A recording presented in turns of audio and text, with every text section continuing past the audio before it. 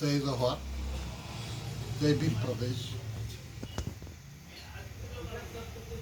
भील निषाद एकता जिंदाबाद।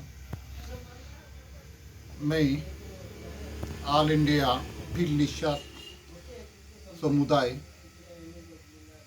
जो हमारे एनजीओ द्वारा स्थापित है। समुदाय इसलिए कि उसमें जाति भी है, जनजाति भी है, ओबीसी प्रवर्ग में भी है। ऐसे विभिन्न प्रवर्गों में बटा हुआ हमारा धनुषपुर का समुदाय है। राष्ट्रीय भील निषाद एकता परिषद है, उसका महासचिव होने के नाते में सम्माननीय समाजजनों को जय जवाहर, जय एकलव्य। मैं कुछ ऐतिहासिक तथ्य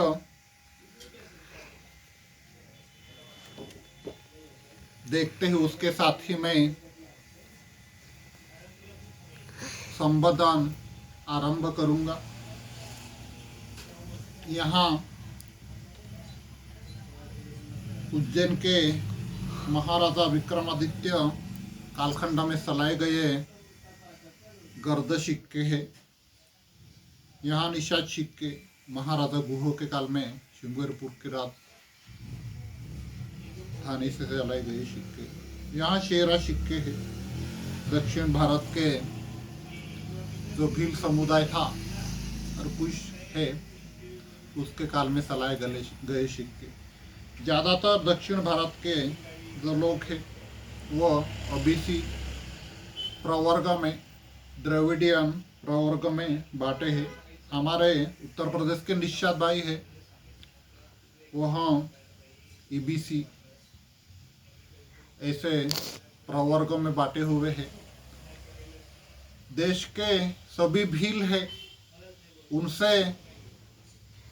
उनसे आधी ज़्यादा आबादी सिर्फ उत्तर प्रदेश में है। यानी भीलों की 3.5 से 4 करोड़ की अब आबादी की अनुमान है। वैसे देखने गए तो 18% उत्तर प्रदेश के जो निषाद समुदाय है 25 करोड़ आबादी का करीब 5 करोड़ 5.5 करोड़ से भी बड़ा समुदाय है। यानी हम भाईचारे और एकता के साथ कार्यरत है। नर्मदा घाटी जहाँ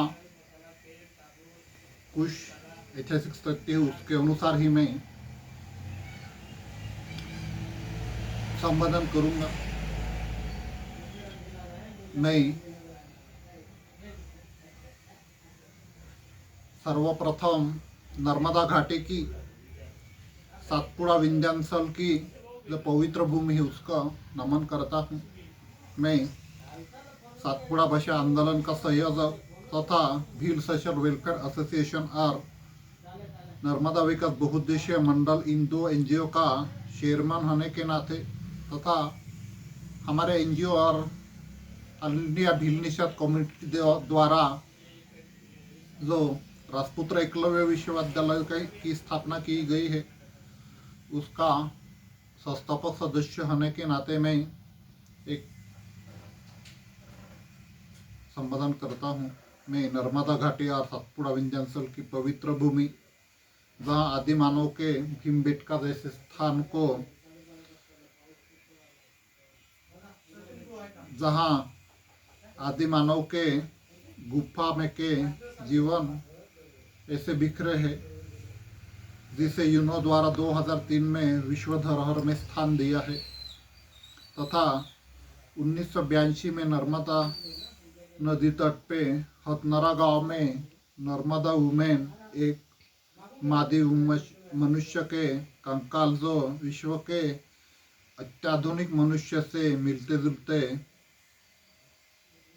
एकमात्र अवशेष पाए गए थे तथा विलियम हेनरी स्लीमन ने 1828 में नर्मदा घाटी में भारत के सबसे पुराने और सबसे समृद्ध जीवाश्म स्थानों की खोज की थी। देश का गोंड ही प्रथम आदिवासी है। गोंडवाना जो उपखंड था, यानी खंड वहन के बाद में उपखंड बना, सबसे पुराना खंड था, उस उपखंड का ही एक भारतवर्ष है। प्रथम गोंड ही हमारे पूर्वज है। आदिवासी उसके बाद अन्य विभिन्न जनजाति में बांटे। उज्जैन और मालवा कभी यहाँ के धरती पे सबसे बड़ा एक साम्राज्य था। इसलिए नर्मदा घाटी सातपुड़े का हर एक ऐतिहासिक वास्तु उस साम्राज्य का हिस्सा है। हमने बताया उज्जैन में जो विक्रमादित्य काल में चलाए गए सिक्के उस साम्राज्य के सातपुड़ा स्थित हर एक ऐतिहासिक वास्तु हिस्सा है।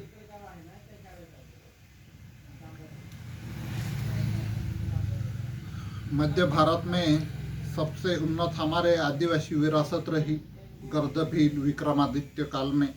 गर्दभील सिक्के, गर्दभील काल में दो निर्माण सिक्के हुए। गर्द सिक्के श्रृंगारपुर के महाराजा गुहू समय फिशरमैन सिक्के, निशाद सिक्के, ऐसे सिक्के चले, भील निशाद सिक्के। दक्षिण के शेरा भील द्वारा शेरा सिक्के चलाए गए। उज्जैन हमारे साम्राज्य का सातपुड़ा नर्मदा घाटी में स्थित हर एक ऐतिहासिक वास्तु हमारे विरासत का हिस्सा है।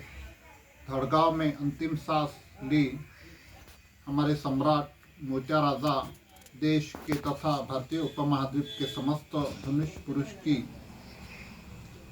यानी भील निषाद समुदाय का जो उगम स्थल है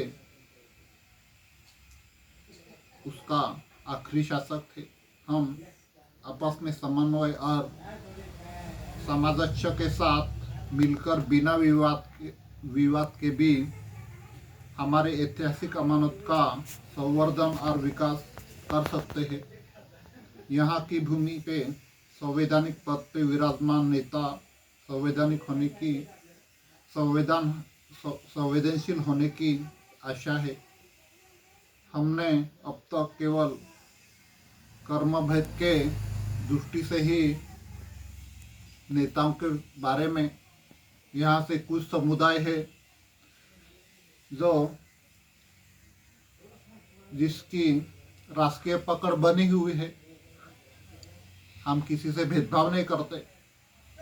कर्मभेद यानी उनकी दृष्टि ही ऐतिहासिक पार्श्वभूमि के खिलाफ जैसी लगती है, इसलिए हमारा विरोध है।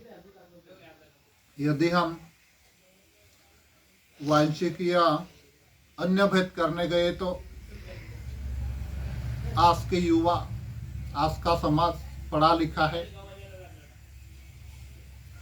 ऐसे नेताओं को डीएनए टेस्ट करवाओ, वहां तक बात जा सकती है। लेकिन मुझे लगता है समझदार है यहाँ के लोग, यहाँ के हर नेता संवेदनशील होने की जरूरत है।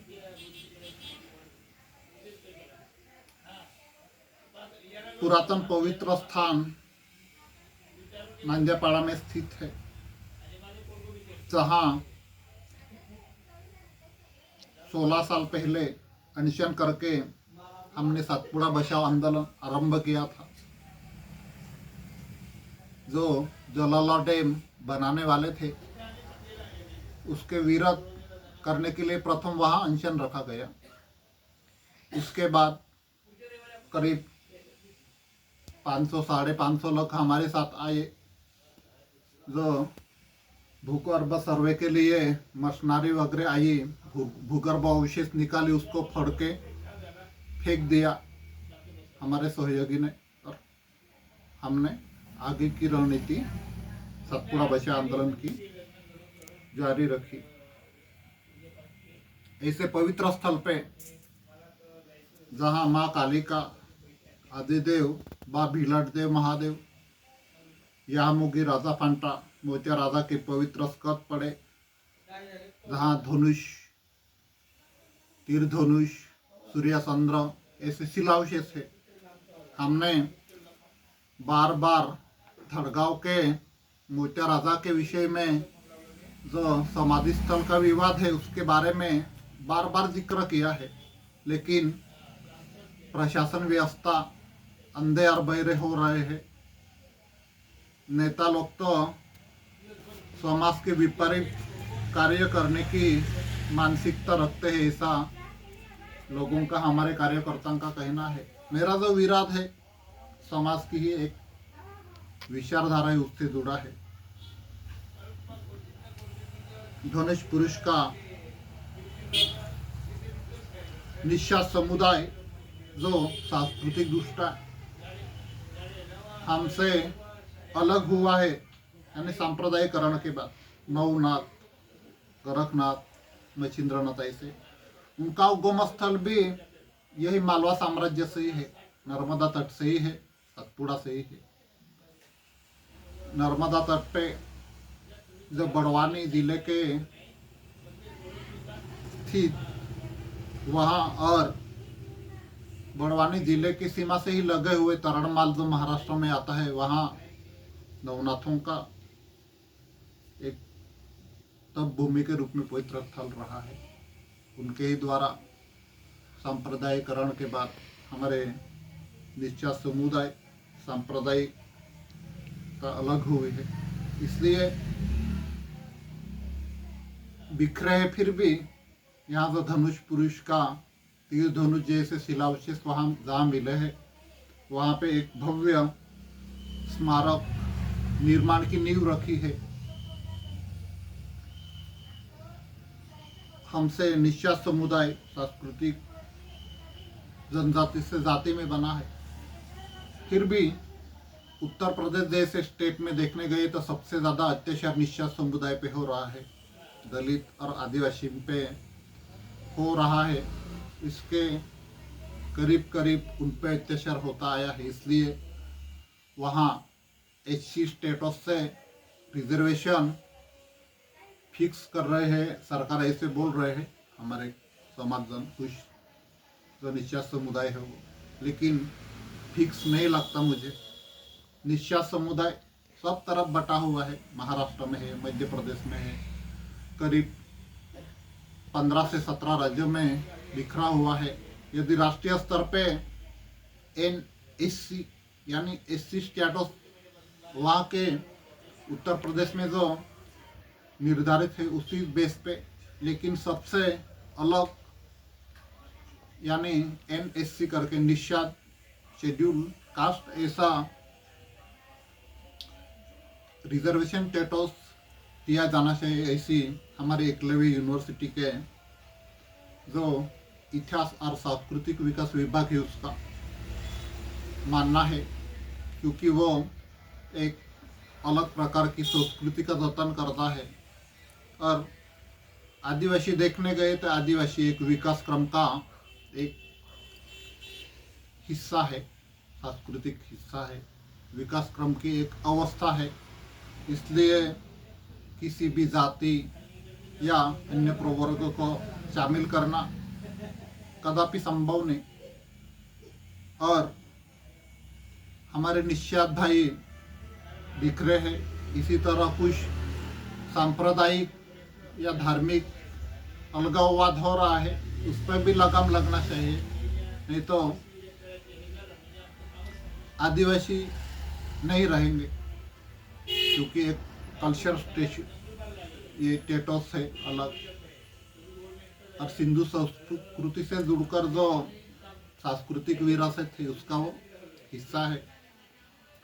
माँ कालिका हो, महादेव हो, हम पूर्वज के रूप में पूजते हैं। जो उज्जैन में महाकाल का जो खत्री पूजा, नागदेव पूजा विधि का है एक प्रकार है,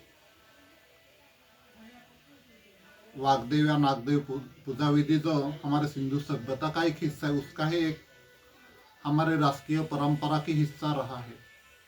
यानी राष्ट्रीय परंपरा में जो कुटुंब से कोई गुजर गया तो वहाँ खत्री पे हमारे स्मशान भूमि से जो भस्म निकलेगा वो वहाँ चढ़ावा करते थे, वही परंपरा वहाँ रही है। आज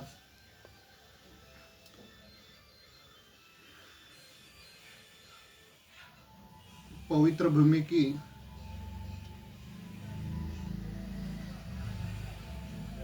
रक्षा और निर्माण हेतु अब राष्ट्रीय स्तर पे हमने जो विवाद किया है, यह विवाद उत्पन्न हुआ है, इसको एक निष्पक्ष और अच्छी तरह से इंक्वायरी करके भूमि का संरक्षण और निर्माण हो, ऐसी हम मांग केंद्र सरकार के वहाँ ऑनलाइन शिकायत द्वारा की है। और हमें उम्मीद है, हमने कुलदेव तीर्थों शिलान्यास के समय ही ऐसे सदस्य लिए हैं जो एक ही पक्ष या संगठन से नहीं है, उसमें कांग्रेस के भी थे, बीजेपी के भी थे और हमारे कम्युनिस्ट पक्ष से जुड़े भी थे, इसलिए व्यापकता हमारी बड़ी है। और मैं आगे के कार्य के लिए जो भील प्रदेश मोर्चा है, राष्ट्रीय भील एकता परिषद है, स्थानीय क्षेत्र में कार्यरत हमारा एनजीओ द्वारा यामोगी जागरण समिति और एकलव्य आस्था मनसा है, उसके सहयोग से हर गांव, हर पाड़ा, हर एक फैमिली तक पहुँच के हम संवर्धन और बचाव के लिए जनजागृति आरंभ कर रहे हैं। उसमें कई राजकीय अलगाववाद ना रहे, इसकी हम जिम्मेदारी के साथ कार्य आरंभ तो करेंगे ही, लेकिन राजकीय दृष्टिकोण बदलना जरूरी है। यदि वह हमारे ऐतिहासिक विरासत के साथ अलगाववादी भूमिका ले तो समाज